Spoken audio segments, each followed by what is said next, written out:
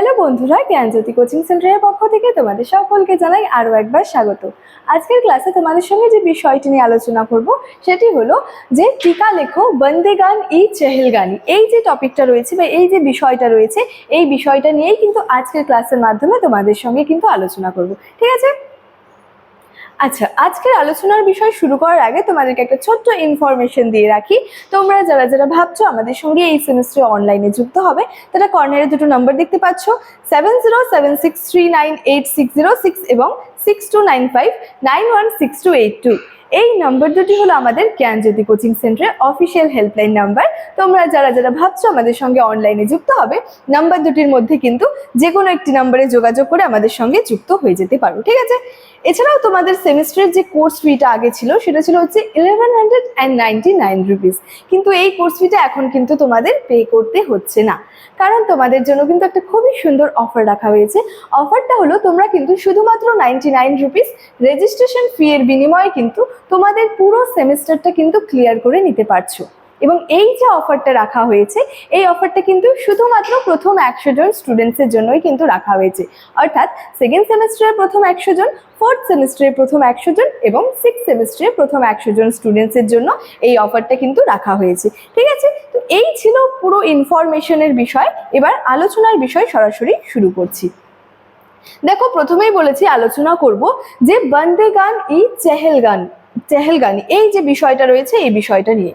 মূলত ইলতুৎমিশের রাজত্বকালে 40 জন আমিরদের হাতে যাবতীয় গুরুত্বপূর্ণ শাসন কার্যটা ন্যস্ত ছিল এবং সুলতান ইলতুৎমিশের রাজত্বকালে তার বাছাই করা এই যে 40 জন কৃতদাস, এই কৃতদাসের যে গোষ্ঠী, এরাই মূলত 40 আমির বা বন্দে গান ই চেহেলগানি নামে পরিচিত ছিল। তাহলে বন্দে গান ই চেহেলগানিকে কিন্তু আরেকটা নামে বলা হচ্ছে, সেটা হলো 40 আমির নামেও কিন্তু এটি পরিচিত ছিল।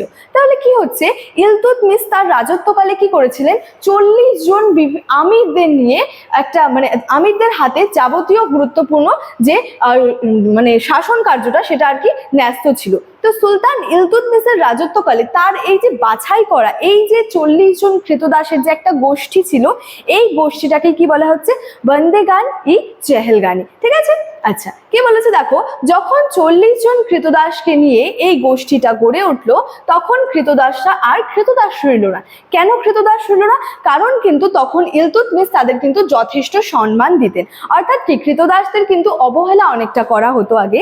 কি হতো, কৃতদাস বা এই যে দাস প্রথা রয়েছে, এই দাস প্রথার তো বিভিন্ন উৎস রয়েছে, অর্থাৎ বিভিন্নভাবে কিন্তু দাসগুলো সৃষ্টি হতো। তো কি করা হতো, এবং কৃতদাসদের দিয়ে কিন্তু বিভিন্ন কাজকর্ম তাদেরকে দিয়ে করানো হতো। তো ইলতুৎমিশ কি করেছিলেন, ইলতুৎমিশের রাজত্বকালে কিন্তু 40 জন আমিরদের হাতে আমরা কি দেখতে পাবো, যাবতীয় যে শাসন ক্ষমতাটা ছিল, যে শাসন কার্যটা সেটা ন্যস্ত ছিল। তো তার রাজত্বকালে অর্থাৎ সুলতান ইলতুৎমিশের রাজত্বকালে তার বাছাই করা যে 40 জন কৃতদাসদের যে একটা গোষ্ঠী ছিল, সেই গোষ্ঠীটাই কি নামে পরিচিত, বন্দে গান ই চেহেলগানি, ঠিক আছে? যেটাকে কি বলা হচ্ছে, 40 আমিরও কিন্তু বলা হয়ে থাকে বা 40-এর চক্রও কিন্তু বলা হয়ে থাকে।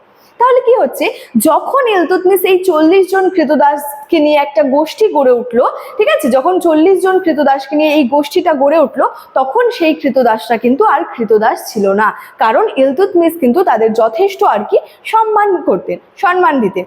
বলছে ইলতুৎমিশের মৃত্যুর পর বন্দে গান ই চেহেলগানি কিন্তু আরো ক্ষমতাশালী হয়ে উঠলো। এই গোষ্ঠীর অভিজাতরা কি হলো, তাদের পছন্দ মতন সুলতান নির্বাচন ও অপসারণ কিন্তু করতে লাগলেন। অর্থাৎ তখন এই গোষ্ঠীর বিভিন্ন যে অভিজাতরা রয়েছেন, তারা কি করতে লাগলেন, তাদের পছন্দ অনুসারী, তাদের পছন্দ মতো কোনো সুলতানকে নির্বাচন করতে পারতেন অথবা কোনো সুলতানকে কিন্তু অপসারণও করতে পারতেন, ঠিক আছে?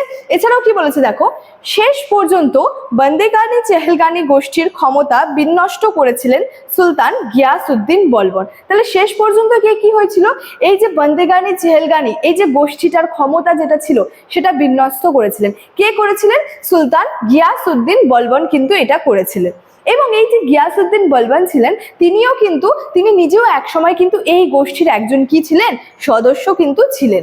সুলতান হওয়ার আগে, অর্থাৎ গিয়াসউদ্দিন বলবন সুলতান হওয়ার আগে কিন্তু এই বন্দে গান ই চেহেলগানি যে গোষ্ঠীটা রয়েছে, এই গোষ্ঠীর কিন্তু একজন সদস্য ছিলেন, ঠিক আছে? তো মূলত কি হয়, যে সব মিলিয়ে এই যে মধ্যযুগের ভারতে বন্দে গানি চেহেল গান খুবই কিন্তু জনপ্রিয় ছিল।